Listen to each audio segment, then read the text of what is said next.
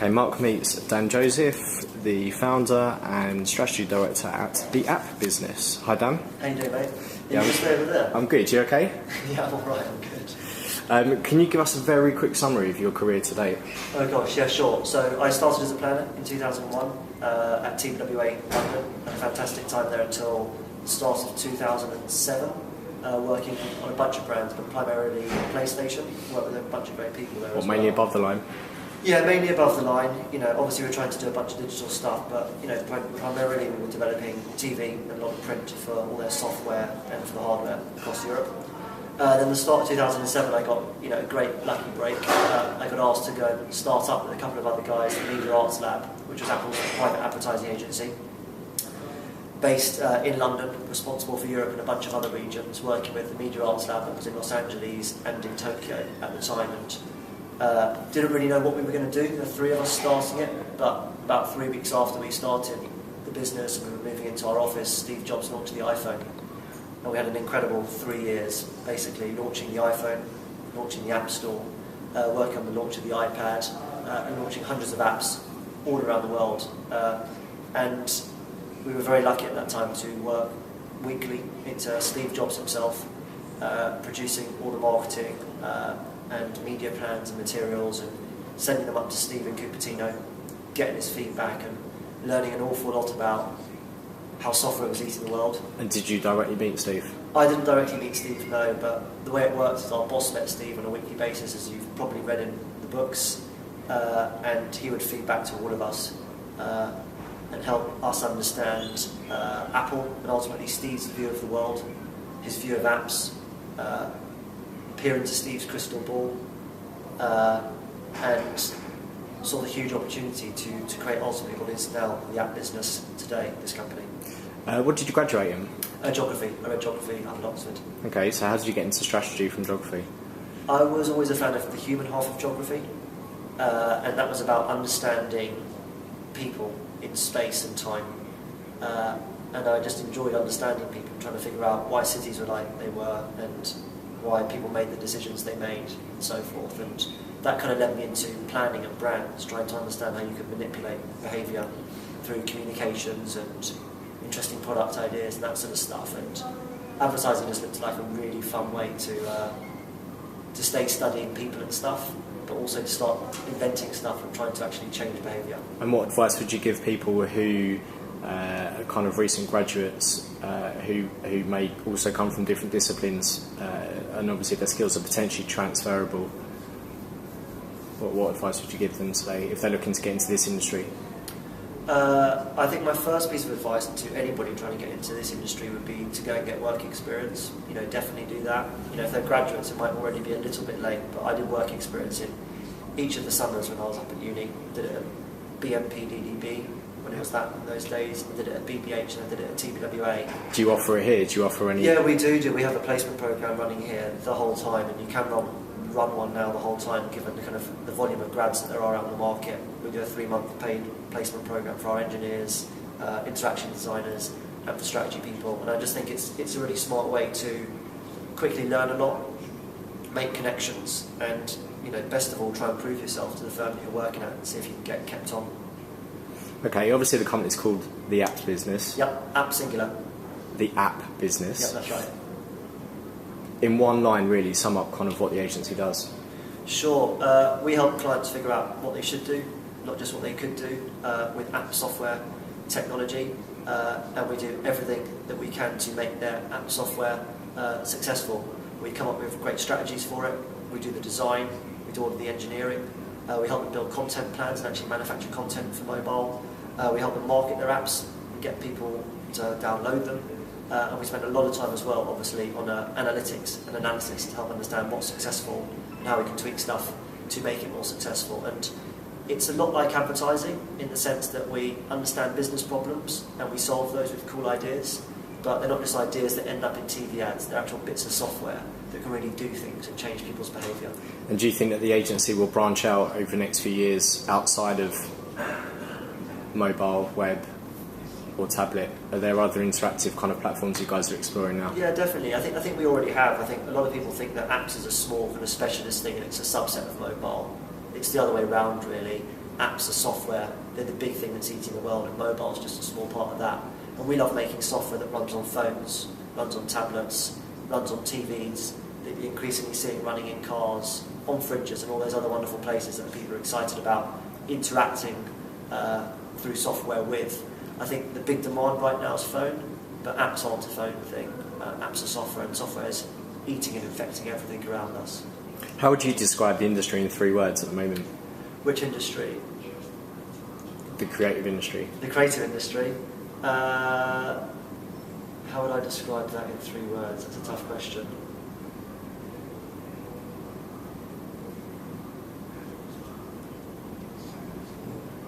Hectic. Yeah.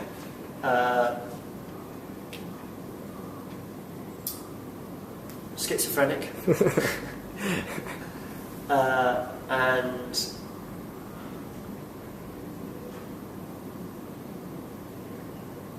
I'll say booming. That's only one bit of it. There's definitely a bit of the industry that's booming, and that's obviously the kind of the mobile and the software part. Okay, I'll take that. So obviously you specialise in strategy, that's your background. Yep. What's the main difference between mobile strategy or strategy that you guys deliver here at the app business compared to above the line strategy you've done before at TBWA or any other agency? Sure, it's a good question. So there's a bunch of stuff that isn't different. You know, at the end of the day, we're trying to understand an audience, what makes them tick, what they need, what their desires and so forth are. We're trying to understand brands, what they're all about, what their propositions are, how we can amplify that. And we're ultimately trying to understand, you know, commercially, what the company is trying to achieve. And then we're developing ideas and solutions to address those points. So that's the stuff that's the same. And you still approach a project the same way. Exactly. Still take a brief from a client the same way. Exactly. And there's no rocket science to it, and no one needs to be clever. It's actually just about being simple and making sure you ground what you recommend in those basic founding principles of what makes sense. Someone needs something, a brand's trying to do something, there's a commercial goal, let's come up with an idea that can hit that. Difference, like I was touching on earlier, with us is we don't just come up with a comms idea or an advert that's going to tell a story.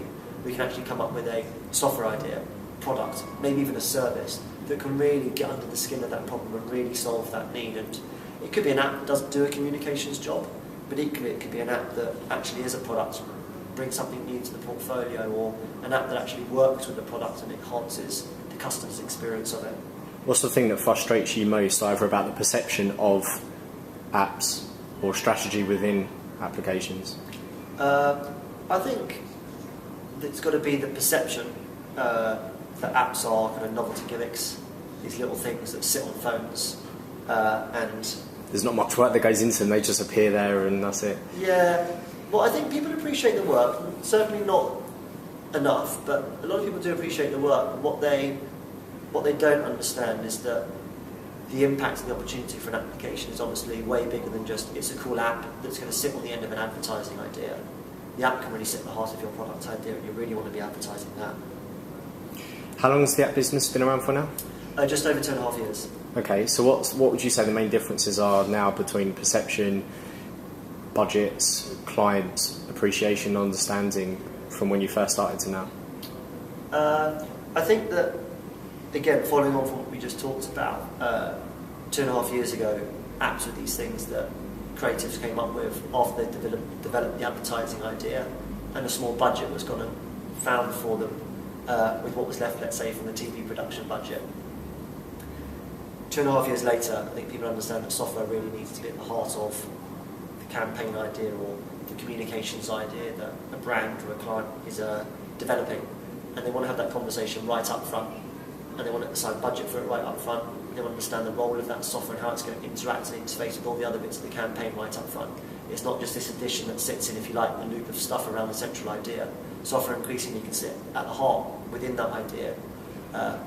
Do you still get clients approach you asking for apps for the sake of having an app because everyone else has got one, or do they genuinely understand why they need one? There's plenty of clients out there who do approach companies like that. We fortunately don't work with those sorts of clients. Our clients are very smart, and they're mobile savvy and they're app savvy, and they understand the importance of them and the roles that they play in the world. That's not to say there aren't a bunch of clients out there like that, and that's cool, because you know, it's anything new, it takes people to time to learn how it works and so forth, and we're fine with that. Most of our clients, they get it, yeah. What's the future then for a business like this? Because over the past couple of years, there have been lots of kind of application and mobile-based and tablet-based agencies that have started up. And I guess looking back at digital, where digital was in 2004, 2005, and that was kind of fairly newish. What's the future? Do you guys see yourselves being swallowed up by a big ad agency who want mobile in-house? Do you then broaden out to do digital and become a full-service digital agency? Or where can you guys go from here? Yeah, where can we go? What a great question. Our ambitions are limitless, they really are, and I don't mean to sound kind of naff there, but the opportunity is gigantic. And the last thing we want to do is be swallowed up by an advertising agency who doesn't understand this world and wants us to help them understand it. They're just going to get in the way of our ambitions, to be honest. So, we believe that software is eating the world, and we're at day zero in this thing. It hasn't even started yet. And there's a bunch of places that we can go. There's a bunch of industries we can go, and there's a bunch of technologies that we're building that we can focus on. Right now, we're just focusing on just building the best software that we can for our clients and for our audiences, and being helpful in everyday people's lives with the software and apps that we make. We just want to be the best at that, continue doing that job and follow the demand as it grows. And for you, what's the best thing about agency life? Definitely the variety. It really is.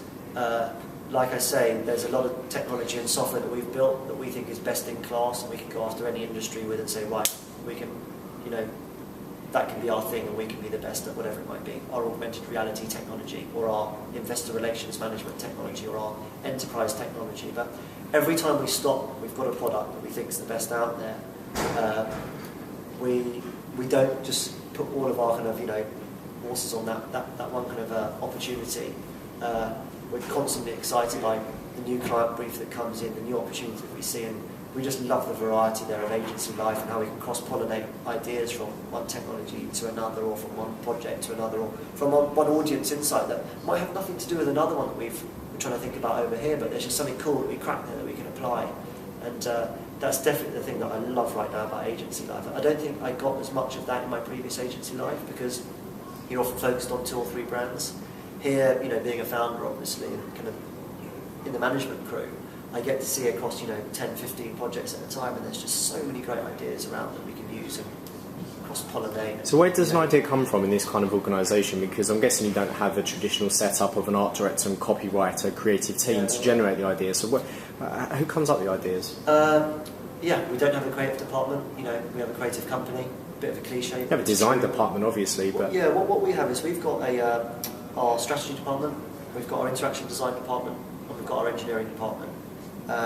And those 3, they work together to develop ideas. We have teams that are nimble, light, working groups of 3. Project specific, client specific? Yeah, project and client specific. And they're the guys and girls that develop the ideas. And you really do have to do it that way, because if you just get a strategy person to come up with an idea, they can have loads of great audience insight, great business insight, maybe come up with a cool idea, but they won't understand how it's going to work technically. And equally, they won't have all that kind of technical inspiration to develop a great idea rooted in a piece of technology. Same with the interaction design crew. If you just leave it to them, they're going to come up with a great idea that might manifest itself in a wonderful interaction idea, but they might not have that important piece of audience insight, or that important piece of kind of technical nous that can really make that idea hum and happen, and actually work effectively as well. We always talk about the idea, or the currency rather, isn't in ideas, it's in execution. I think a lot of agencies, for them, a good idea is something that looks great on a chart, or something that makes a client happy in a meeting. It's not. Good ideas are how they're executed, and that requires your engineers and your interaction designers to work tight with your strategists. When you guys, I guess you pitch for work, as well as work comes through recommendation, word of mouth. When you're pitching, do you often come up against independent agencies similar to yourself, or do you come up against a mixture of those guys and ad agencies like MSC, Saatchi Mobile, who have bought Inside Mobile, for example? Yeah, it's a mixture, definitely. We come up against kind of, indies like ourselves, agencies with mobile divisions and wings, and also just agencies who, have got good ideas but might not necessarily have real kind of mobile or software skills in-house. So we come up still against a pretty broad church of people. So there's a real mixture. Yeah, it really is. And it seems like, from experience, it seems like that's where it's going to keep going, that you guys are going to keep coming up against a random mix of agencies who think and want to be in a position to deliver these sorts of solutions. And they might not be as geared up as you guys, but why not? Yeah, I think so. Every agency, or everybody knows that every agency, or a lot of agencies, they want to do everything. They want to do the 360, the integrated solution. That's kind of, the never-ending challenge for them is, are they an agency that does everything? Are they just an agency that thinks everything? Are they an agency made up of lots of specialists? I don't know. Fortunately, that's not our issue anymore. We're just focused on making, awesome apps and awesome software, and that's a pretty cool specialism. It's a pretty cool, it's a pretty big one. What are your interests outside of work? What are my interests outside of work? I used to like football and Arsenal, and I gave it up a year ago. So just as they turned bad, you turned off. Yeah, no, I'm not a glory supporter. I've been there in the rough times since I was about 6 years old. But, I've had enough of footballers for a little while, so I took a year out of going to see Nicholas Pepe play. What else do I like doing? You come across as someone that's really passionate and obviously really driven, so it sounds like what you do in your spare time sometimes could get confused with work time. Yeah, it is. You know what? Why don't I just give you the honest answer? I really like business and I really like technology, yeah. And I've loved building this business. And whilst I work very hard and the whole company works very hard, I do take my 2 days off, obviously, at the weekend. But what am I doing at the weekend? I'm catching up with friends. I'm eating good food. I'm seeing my brother and my nephew. I'm hanging out with my wife. And yeah, I'm tending to be thinking about business and tech as well because I love it. But I do it in a more informal capacity. Yeah, I love it. I just love thinking about it. If you weren't doing this, what do you think you'd be doing? What would I be doing if I wasn't doing this? That's a really good question. Sleeping outside Highbury trying to get autographs. No, I'll definitely be in tech. I'd like to be working for Apple probably. Okay. Fine. What's your best brands that you've had the opportunity to work on? They're all awesome brands. I know this is one of those questions where you don't pick your favourite child, whatever it is. But it goes without saying that Unilever has been an absolutely fantastic brand to work on because of their commitment to digital and to mobile and the range of brands that they've got within the company there. But we've just started working with Sotheby's, somebody who's 350-year-old auction house, and the opportunities to change the way that those guys work and communicate with their audience is fantastic and brilliantly exciting every morning as well. So yeah, I'd say Unilever's at the forefront there for obvious reasons, but to be honest, I can give you a great reason for every single one of the brands that we work with and why we love it. Right, let's move on to a quick fire round. Okay. Can line or D&AD pencil? Can line. Olympic gold medal or an Oscar? Gold medal at the Olympics.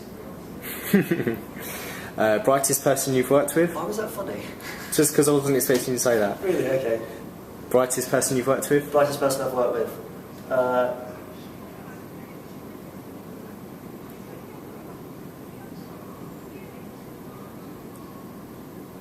There's a lot. Can I give you a few? Yeah, quickly. Okay, fine. So the three that I remember most clearly are definitely Neil Horston, Jonathan Bottomley, and Neil Dawson. Okay. Tom Morton. Sorry, Tom. If you ever watch this. Most creative person you've worked with? Most creative person I've ever worked with. Oh God. Chappie and Sornby. Best looking person you've worked with?